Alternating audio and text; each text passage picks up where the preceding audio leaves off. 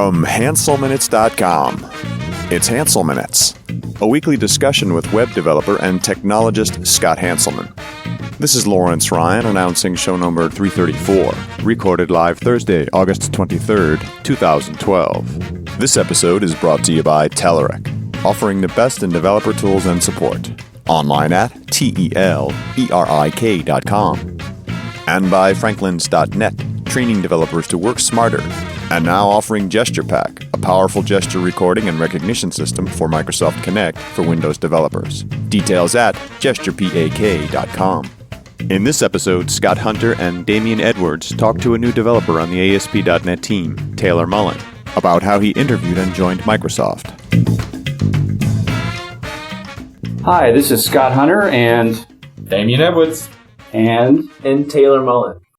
And we're filling in for Scott Hanselman this week because Damian and I walked down the hallway and we couldn't find Scott.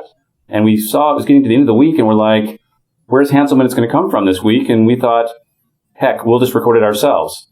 So the topic we thought we'd do today is what is it like to join Microsoft? What is it like to come out of college and join the board? So we've got Taylor Mullen here today, and he's going to tell us about how he joined Microsoft. So how did you get here? So it all started off in college, and one day, senior year, we had an evangelist from Microsoft come in. Her name was Lindsay Lindstrom. And she came in and said that the Imagine Cup would be a really great opportunity to go ahead and get us introduced to the whole Microsoft world and potentially show what we've been working on through college and what we could potentially do. So started working on our Imagine Cup projects, and we ended up... So first off, what were you doing at college when, this evangelist came to Microsoft, from Microsoft?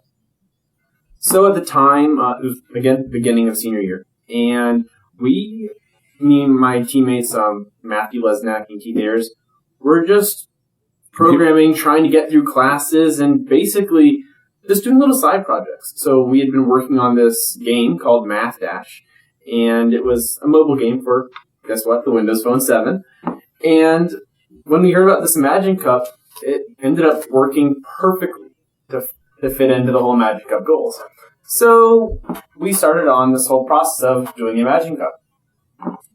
So how long have you actually been here now, Taylor? Taylor. Just do Taylor. What is Imagine Cup? Well, what is Imagine Cup? Well, before that, how long have you been here? So I've been here for around, is it a month and a week now? So yeah, it's been a great experience so far.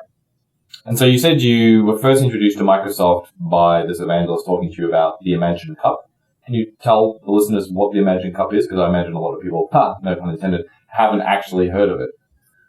So the Imagine Cup is a Microsoft-run competition, a technology competition, where they challenge students to create some source of technology to really help better the world. And you can do things from making a website to making a game, anything that could really make a difference to the world and even the United States as a whole, to make education or health or just some aspect better. So what are some of the topics that they've chosen for previous years' Imagine Cups as an example of the type of thing they're talking about, and what was the topic that they chose for the year that you were involved? So the theme of this year's Imagine Cup was to imagine a world where technology helps solve the world's toughest problems. And they give you three main categories of what you can choose from. So there's a software design category, there's a game design category, which has two other categories in it, which is Xbox and Windows Phone.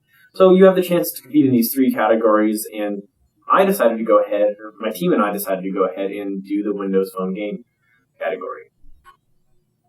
That's interesting. I've worked with someone who won the Imagine Cup in Australia before, and back when I worked at Redify, we had a guy join who'd recently just won the Cup in Australia, and they went on to win the Worldwide Cup as well. So did you have any success in the Imagine Cup once you actually got involved? So the whole thing started out with just the National Imagine Cup, where we had to go ahead and compete against everyone in the United States. And we ended up being really successful. We got into the finals. And the next thing we knew, we ended up winning the National Imagine Cup for the Windows Game Design Windows Phone category. So we then ended up going ahead and going further and saying, well, we'd really like to do this on an international level. So we then ended up competing in the international competition, which for the game design film category was completely different. We had to recompete and go through all the rounds. We ended up again becoming finals, and we actually took first, just like in the nationals for the international competition. Actually, it was out in Australia, so that was it was a very, very fun experience, and obviously helped me get into Microsoft. And really kind of showed me how awesome Microsoft is and how diverse it really is to be here. So after you guys won the Imagine Cup, did we come out and ask you to join Microsoft, or what was the next step there? How did you end up here? So through the whole process, basically everything we did had Microsoft somewhat attached to it, and so it couldn't really help but kind of view how awesome Microsoft really was. So Lindsay, our evangelist, she came up to us and said, "Guys, why don't you try applying for Microsoft? This could really work out." And so at the time, I applied to Microsoft. This was actually before I had won the national competition and before I won the international competition. But I'm like, this is worth a shot, and I'm really, really liking what I see. So went ahead and applied, and hey, here I am now. So when you say you applied, does that mean you went to careers.microsoft.com and filled out a resume there, or how did you actually apply? So it was kind of a mix of both. At first, we had talked to Lindsay, and she said, "Oh, I'll get you in touch with someone." But then they said, "You know what? We should really go the proper route with this, and go ahead and fill out something on careers.microsoft.com and see what comes about." So we did that. When I say we, I'm talking about me and my other teammates, which were on the team for the Imagine Cup.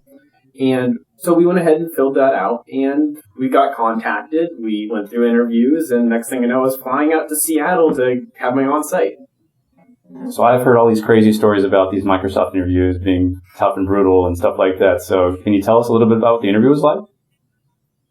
I have to say, there's definitely a lot of talk out there of Microsoft interviews might not be as hard as other ones. But I interviewed at Google. I interviewed at a lot of other top-notch companies, and Microsoft was definitely of equal caliber and very difficult, enjoyable, it was enjoying but nerve-wracking at the same time, because I went through the interviews and I'm like, oh, did I answer that well enough? Was that the correct answer? Is there a better answer? And you're just constantly doubting yourself and kind of checking. But it was a great experience. It's interesting to hear people's experiences about the interview process and whatnot, because I don't think a lot of people talk about it openly for one reason or another.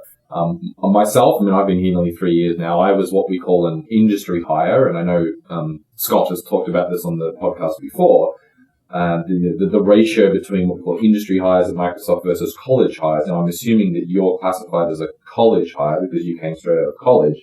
So I'm wondering if the types of things that they were testing were a little bit different. Also, you applied for a developer role, and I obviously interviewed for a program management role. So I know when I interviewed with a bunch of different program managers. I think, Scott, I interviewed with your boss at the time, Simon Calvert.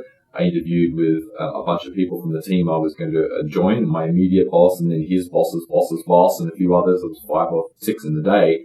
But the topics weren't about programming as such, because I was going to be a program manager. It was more about product development, that type of thing. But what type of things do they talk about for developers? Actually, I'd like to interject as well. I think when you and I interviewed, we both interviewed knowing what team we were going to go in as well.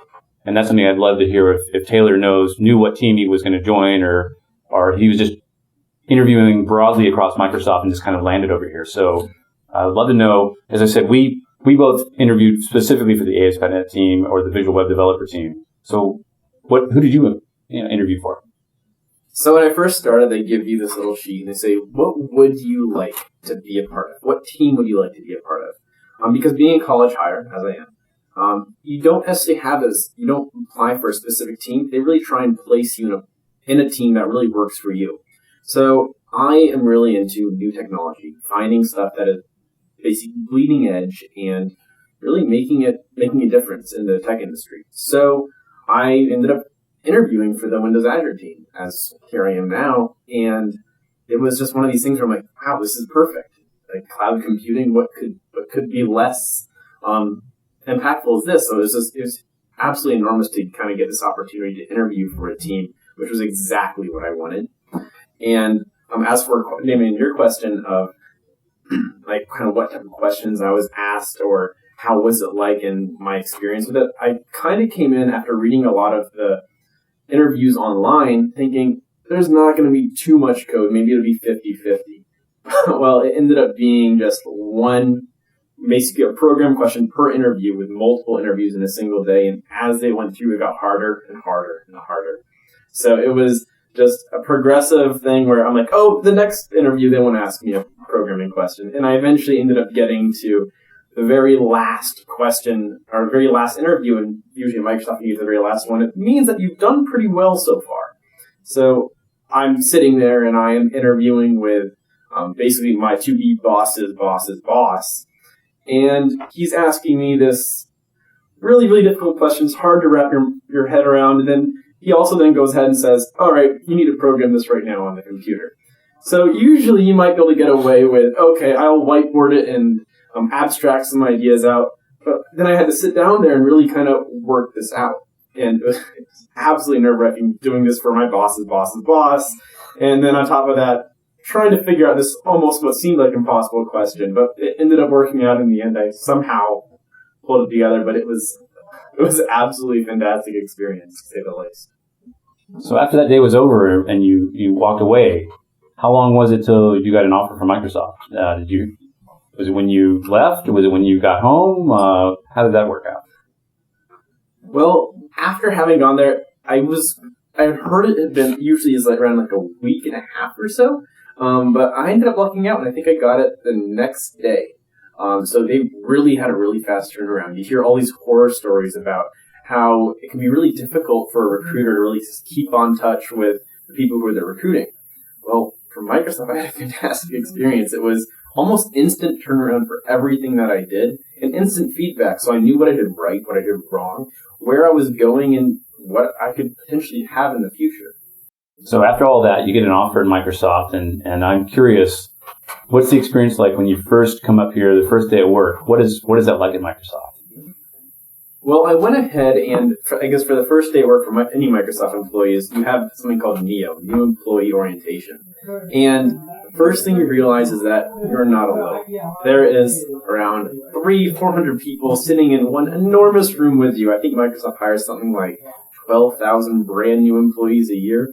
And being a company of only basically 100,000 people, that's absolutely enormous. So seeing all these other people around you, first I feel like, wow, there's a lot of people. Then next, they go ahead and ask everyone a question. So where is everyone from? What countries are you from? And we ended up having like 35 different countries from around the world, and it really showed how diverse Microsoft really is. Like, you aren't just all from America or all from just one given country. You're from all around the world, and you're interacting with people who have different cultures, different skill sets, and it was just a blow mind and absolutely exciting. You're basically shaking the whole day because you're just so excited to be there. You're just like, wow, I can't believe this is actually happening. This is something I've dreamed of my entire life. And next thing you know, here you are, and you're actually doing your dream. I'll be curious to ask this around the entire room here. I remember when I went through that same process, and I remember the first day we went through this NEO process, new employee orientation, and the second day, I think you could leave early and go to your office and check out your office for the first time. And I've worked at a few places in my career, and I'm like, okay, I'm going to walk in, and there's going to be like a desk set up with all my stuff. And I remember I walked in, and there was just a pile of boxes with computers and monitors and stuff like this, and I'm like, really? Microsoft? I mean, we got 100,000 employees, and it's build your own? Was that your experience, Damian? That's exactly what happened to me. So again, after NEO, they said, if we get through this early, you can leave early and go into your office. A lot of people wouldn't do that. So we got out at like 3 o'clock or something, and I found the building. You learn how the shuttles work, how to go. The campus is enormous, obviously. So as a newcomer, you're trying to figure out, how do I get from where NEO is in this particular building over to wherever it is I'm going? And at that point, it was building 42. And I found the office, and then it's like, oh, there's a desk with a box with a mini tower in it, and 2 monitors in new boxes, and a box with a keyboard, and a box with a mouse, and it's like, build your computer. And not to mention a box with RAM and a box with an extra hard drive. So I had to actually take the computer apart, put extra bits in it, and then for me that was fine. I've been working computers since I was 15. I've built hundreds, if not thousands, of computers before, but it was jarring in some way. I was like, I expected MSIT or whoever would just take care of this, but it was actually kind of empowering too. And Taylor, was it the same for you, or? You can just call me Taylor, but yeah. But what is it called? It was absolutely jarring for me too. Yeah, I got there. There was a big pile of boxes, and I'm like, wait, did they forget to set my stuff up? Same reaction we all had. It's like I don't know why we expected it, because at the end of the day, as Damian said, in some ways it's your computer. You want to own it. You want to set it up your way. You want it to be your way. So I mean, in some ways it's a lot better. If I came into a machine that was already set up, I probably would have just paved it down anyways and set it up my way. But it is funny to go, okay, this huge company, and your first day it's like a stack of boxes. Oh yeah. The other funny thing I remember was my boss at the time walked me to my office, and I knew how to walk to his office and back to my office. And then later in the day, I found myself in a corner of the building, and as Damian said, the campus is huge, and these buildings are huge, and they've got winding hallways and stuff like this. And I'm like, okay, it's my first day, and I'm not sure I can find my office again. And I'm like, that's the worst thing to say your first day is like, hey, you just hired me and I can't find my own office. And I remember walking around for about 5 minutes to find my office. I had a similar experience, and I also distinctly remember recognizing faces in the hallway, like the who's who of the Microsoft technology elite. My first office was literally on the other side of the kitchen to Scott Guthrie's office. And then around the other corner was Scott Guthrie's boss at the time, Soma, who was the head of DevDiv. And I remember getting a coffee on the second day in the kitchenette, and I was standing in line behind Soma to get my coffee, and I just couldn't help myself. I said, oh, you're Soma, aren't you? He's like, oh, yeah. I said, oh, well, I just started, da-da-da-da-da. And so it was funny because we talk about interviewing with your boss's boss, and it gives you maybe gives people the idea that Microsoft has this huge hierarchy. Because one of the first things you do when you get your computer running is you get Outlook open, you do a bit of gal surfing, and you go up to see how many levels it is until you hit Balmer at the top, and it really isn't that many.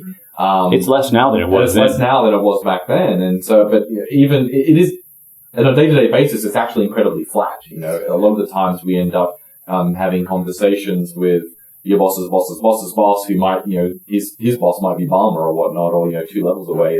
It's pretty flat, despite the fact that HR-wise there might be a few levels between you and someone you really, really know well. Another funny aspect of that too is you think this huge company, 100,000 people that you would never see, the Steve Ballmers, the Somas, the Scott Guthries, the Jason Zanders, and the campus is pretty amazing that on a regular basis you're going to run into all those kinds of people. So you're going to run into your boss's boss and have a chance to have a conversation in the hallway. My funniest rendition of this was I was in the parking deck one day, and Soma was behind me. And Soma had left his badge at home that day. And we have this policy that you're not supposed to ever let somebody in the door unless they have a badge. If they call it tailgating here, if you let somebody fall in with you at the door. And I remember Soma's behind me, and I'm like, I just held the door open. There's no way I'm gonna leave Soma standing in the parking garage and make him walk up to reception to get a badge to get in the building. So I've got a question for Taylor again. We kind of talked about how you got here. What are you working on? So right now I'm focusing on open source technology, more specifically on a piece of technology called SignalR. And SignalR is... SignalR! And it's basically allowing ASP.NET applications and just any application in general to really be real time. Right now there's a huge trend in the market going towards having real-time applications where if a certain person does something, then your friend or someone else will also see exactly what you do. Now, SignalR is kind of the framework to really allow developers and to allow people to make their applications have this ability. And we're really working on getting SignalR to just make that an easier process than it already is today. So obviously I'm very excited about this because SignalR is something I've been involved in since the very beginning. And in fact, I was just thinking about it yesterday. I was trying to think back to where it all started, the inception point. And there was a presentation I did at Mix, which unfortunately is no longer around, one of my favorite conferences, but it was a year and a half ago. It was last April. And it wasn't even called Signaler at that point. I think we'd given it a code name of WebQ or something.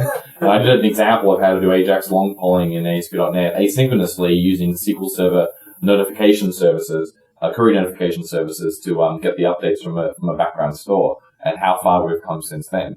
So it's great that we've got, a new developer on the team now working full-time on Signaler. What type of things have we actually got you doing other than just, I'm working on Signaler? What specifics have you worked on so far? We just did a release yesterday, so were you involved in that at all? So you'll mostly hear from a lot of people like, oh, I don't work on anything that is potentially of use to a certain application. Here at Microsoft, that's not the case. I just started, and I had two features shipped in the latest version. I've already gone ahead and built feature for the next version, and obviously fixing bugs and really just making sure that Signaler is everything that is built up to be, and really getting a product out so that all the users can really enjoy exactly what you do. So you get this really gratifying feeling of, wow, I'm doing something that now is going to affect thousands of people. So yeah. So I'm curious. I mean, we always hear outside of Microsoft that it's this huge org with layers of management and stuff like that, and you can't get stuff done quickly. I'm hearing the opposite. I'm hearing that you joined, and within a few weeks, you're adding features already?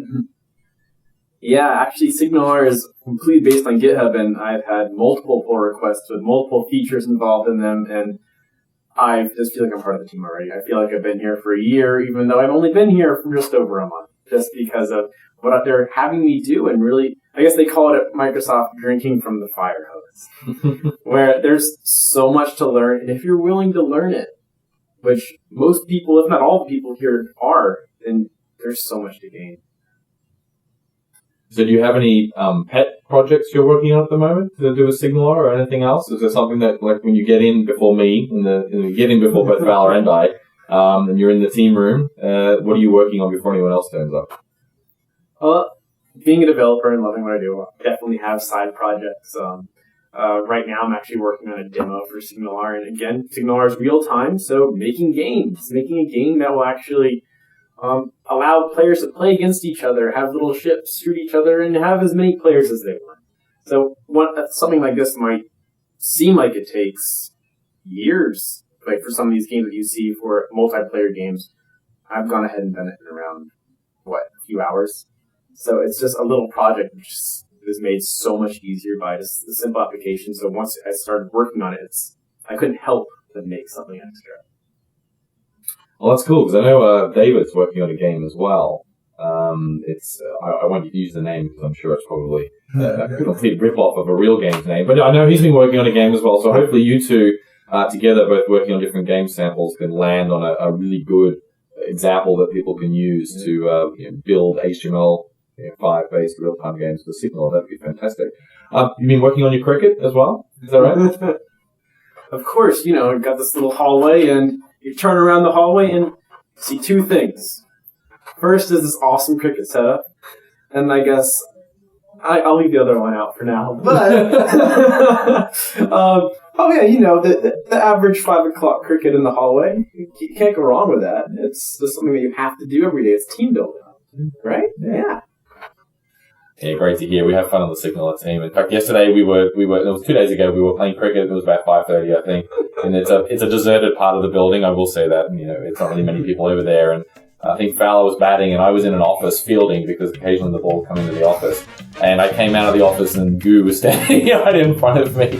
And Fowler was like, "Oh, don't hit Goo," as he comes down the office. And I think he found that quite funny that we were playing cricket at 5:30 in the afternoon in outside our office. But it's all part of the Signaler team building experience, as you said. Anyways, I want to thank Taylor for kind of explaining to us what it's like to interview, join, and start programming at Microsoft. We might be back next week. I don't know if we don't find Hanselman. This crew might be back next week doing another one of these podcasts. So thank you very much.